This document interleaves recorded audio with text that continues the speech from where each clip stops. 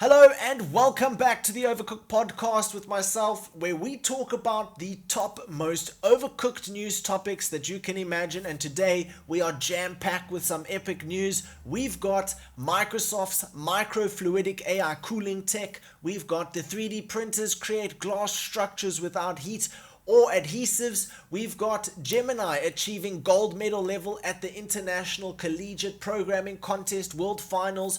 We've got a judge which has approved a $1.5 billion copyright settlement between Anthropic and its authors. We've also got Anthropic releasing Claude Sonnet 4.5. We've got Major League Baseball approving robot umpires for 2026 as part of a challenge system. We've got the UAE launching AI and Robotics research lab with NVIDIA. And we've got the Xbox Game Pass price hike. It's pretty crazy. Stick around and you're going to take a look at it with me. So the first thing we're taking a look at today is Microsoft's Microfluidic AI cooling tech. This is crazy. If you didn't know, normally CPUs are cooled by placing a thermal compound between two pieces of metal. The one piece of metal is usually the plate of the CPU, and the other piece of metal is usually a heatsink, which is attached to some sort of water or air cooling system, like a fan or a water cooling rig or something like that.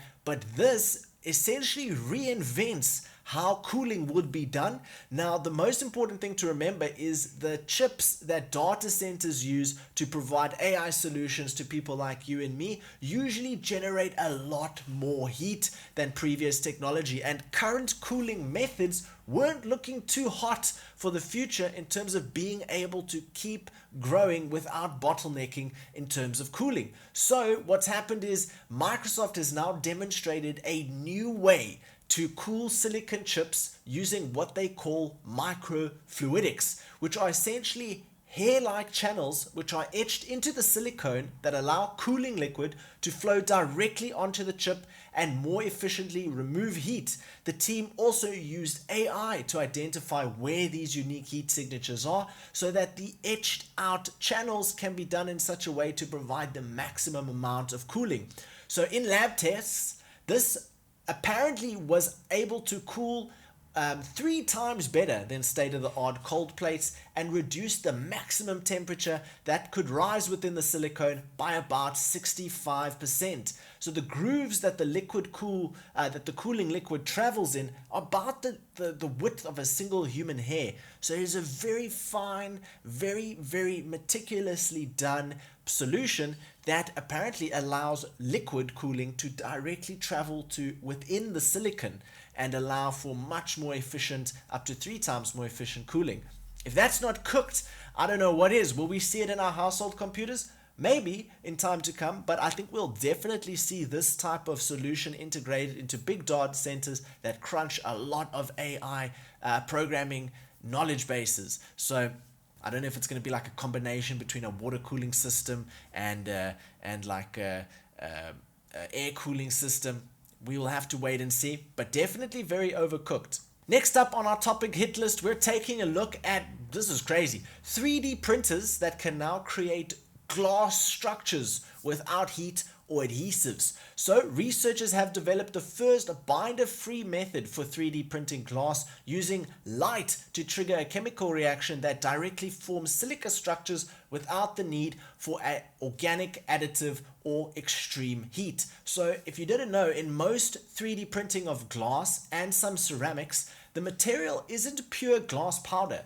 It's mixed with what they call a binder, which is essentially a polymer or a glue that holds the particles together while it's printing. And after the printing is done, it's essentially sent into a kiln at 1000 degrees Celsius to burn away the binders and fuse the glass together. This can cause a number of problems like cracks, shrinkage, distortion, and other things. But this process apparently uses light to trigger glass formation directly. No heat, no glue, no binders. So the result is apparently a pure silica glass that is deposited at room temperature and is then formed at just a 250 degrees Celsius heat, and this preserves fine details and cutting energy use dramatically. What makes it even more cooked is that this is compatible with standard DLP 3D printers, which are essentially digital light processing printers used already for resin printing. So this is essentially something that you'll be able to buy a DLP 3D printer off the shelf, put some glass in there, and print. Now, what does that really mean? Well, you might not be making, glass ornaments and things like that, but being able to do something like printing glass and plastic at the same time. Traditionally, if you were to print some plastic and then print some glass on top of it, it's going to catch on fire. So here we're able to print glass and plastic together, vertically creating quite unique structures that can perform very specific scientific or technological tasks. So it might not be a very fancy ornament that you have, although that is something that you could potentially have. This would essentially allow for technology that is far more intricately designed than what was previously made available. And of course, if you're going to be printing, this glass and plastic together and you put it in 1,000 degrees Celsius kiln, everything's just going to be screwed up when it comes to the plastic. So this might help us go a little bit further in terms of actually printing glass. Something I didn't think was possible. Glass has been used for thousands of years as a material of choice, but usually it needed a lot of patience and a lot of time and a lot of heat. So here, next up, we're taking a look at Gemini, which has achieved a gold medal level at the International Collegiate Programming Contest World Finals. So Gemini 2.5 DeepThink has achieved a breakthrough performance at the world's most prestigious computer programming competition, demonstrating a profound leap in abstract problem solving. So solving complex tasks at these competitions apparently requires deep abstract reasoning, creativity, and the ability to synthesize novel solutions to problems never seen before. This milestone builds directly on Gemini 2.5 DeepThink's gold medal win at the International Mathematical Olympiad, or the IMO, just 2 months ago, and this Collegiate Programming Contest World Finals is like one level above that. The ICPC is globally recognized as the oldest and the largest and the most prestigious algorithmic programming competition at college level. This year's World Final took place in Baku, Azerbaijan on September 4th and brought together the top teams from earlier phases of the competition. Over a 5-hour period, each team tackled a set of complex algorithmic problems. Final rankings hinged on 2 unforgiving principles: only perfect solutions earned points and every minute counted. And from the 139 competing teams, only the top 4 teams won gold medals. And Gemini apparently solved 10 of these 12 problems, achieving a gold medal level. And Gemini also solved 8 problems within just 45 minutes and 2 more problems within 3 hours. By solving 10 problems in a combined total time of 677 minutes, Gemini 2.5 DeepThink would be ranked second place overall if compared with the university teams in the competition. So of course, Gemini couldn't really compete, but being put to the test under the supervision and moderation of the moderators, they were able to determine how well Gemini would have done in that environment. And apparently it did very well. In fact, in an unprecedented moment, Gemini also successfully and efficiently solved problem C within the first 2 hours, which apparently no university team in the contest was able to solve. You can view all of these problem-solving solutions within Gemini's GitHub. You can take a look at that. I'll leave a link down below in the description. Plus, we probably had it on screen while we were talking here as well. So there you go. Gemini absolutely cooked, able to compete at a high-level competition, solving one of the problems that no one else was able to solve, and able to compete with the others on some of the problems that were solved. It's getting crazy. It's getting crazy. What does it mean for the future? It means AI is getting good. AI is getting better and better, and the next few years is going to be absolutely cooked. Next up, we're taking a look at a judge which has approved, and this is crazy, a $1.5 billion copyright settlement between Anthropic and authors who allege nearly 500,000 books had been illegally pirated to train chatbots. And this is where it gets crazy, because the authors, led by Andrea Bartz, Charles Graeber, and Kirk Wallace Johnson, argued that Anthropic downloaded and stored books from pirated sites. So what happened here is the judge essentially ruled that it does fall under what they call transformative fair use, which basically means that at the end of the process, the outputted work is completely different from that of the original. So in terms of that particular angle, the judge ruled that, yeah, it's true.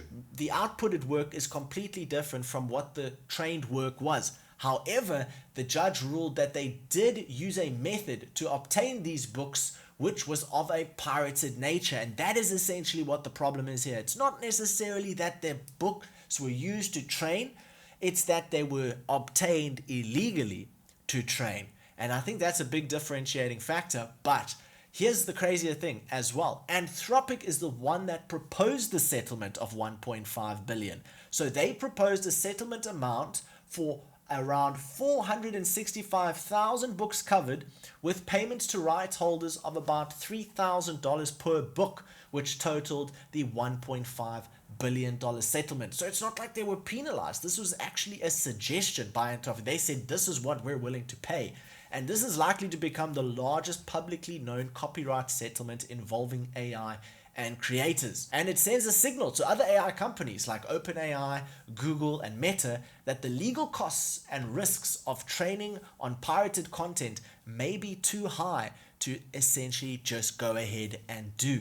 Now, some critic voices such as TechCrunch argue that $3,000 per book may not adequately reflect authors' losses, and that many authors may never see their fair share if the claims process is at all flawed. And that's kind of true. $3,000 per book that's going to be used to, write 1 million more short stories and things like that might not be a fair amount.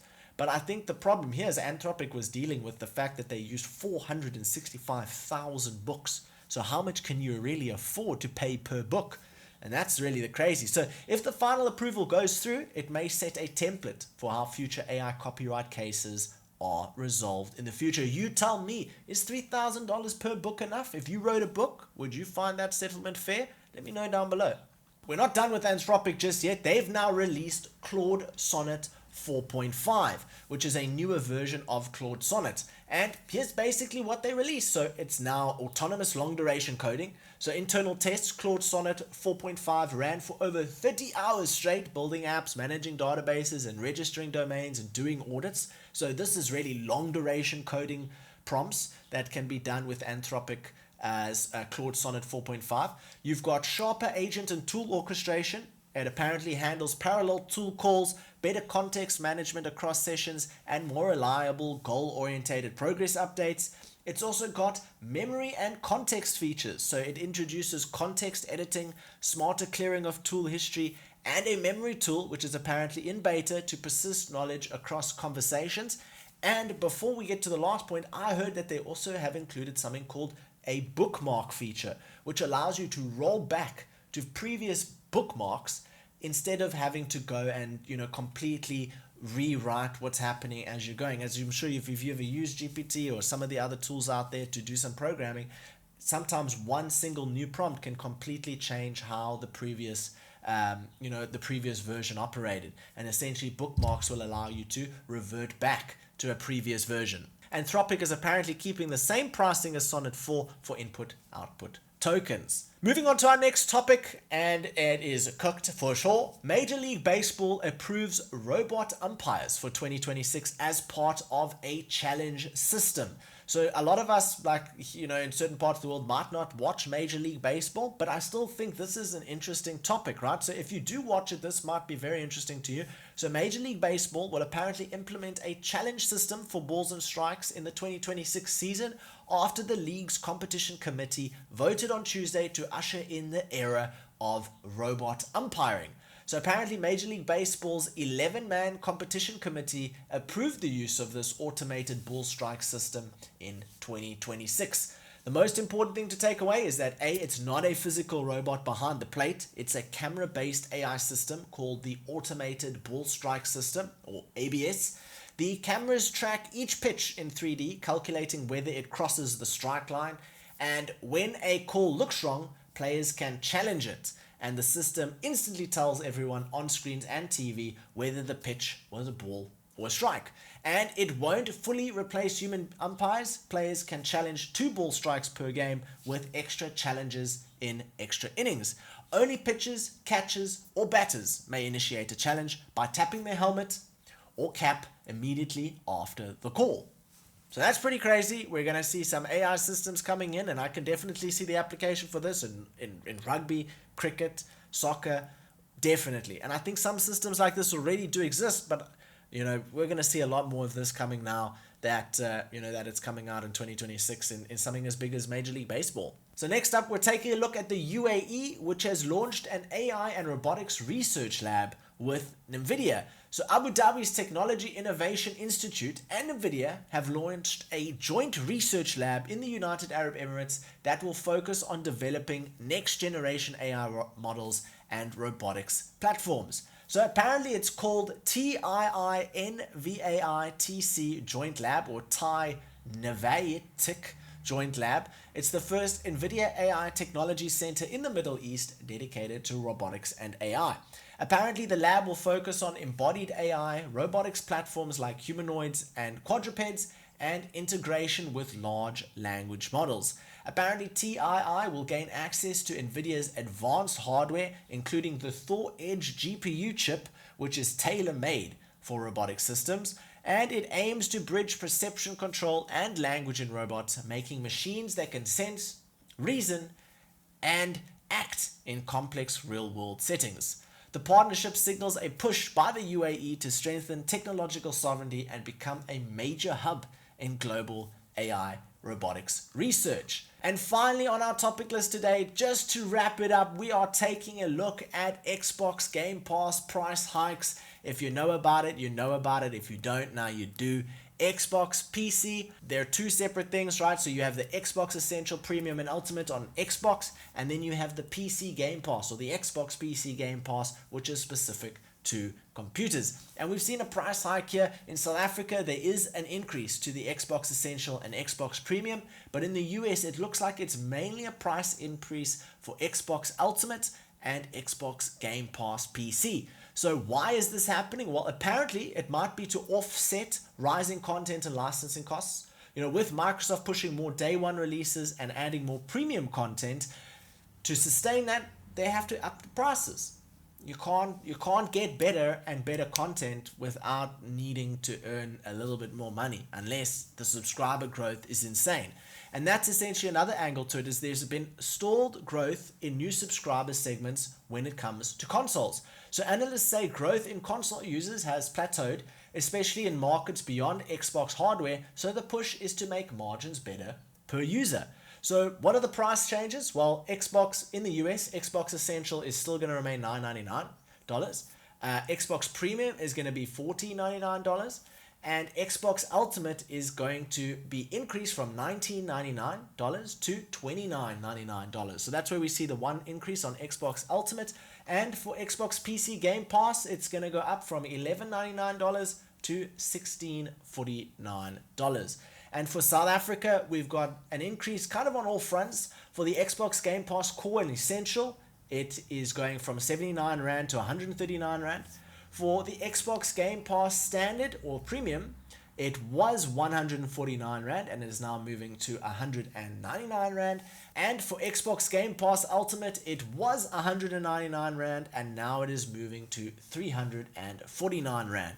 And for Xbox Game Pass for PC, it was about 120 Rand or 119 Rand, and it is now about 250 Rand or 249 Rand. And on that bombshell note, it is time to wrap up with the Overcooked Podcast for this week. If you tuned in and you lasted this long, well done. Let us know down in the comments below. And most importantly, we'll be back at it like a bad habit next week. So don't forget to hit that subscribe button. And if you found this video useful or informative at all, give it a like to show your support. And I'll see you guys next week for another episode. Have a great one.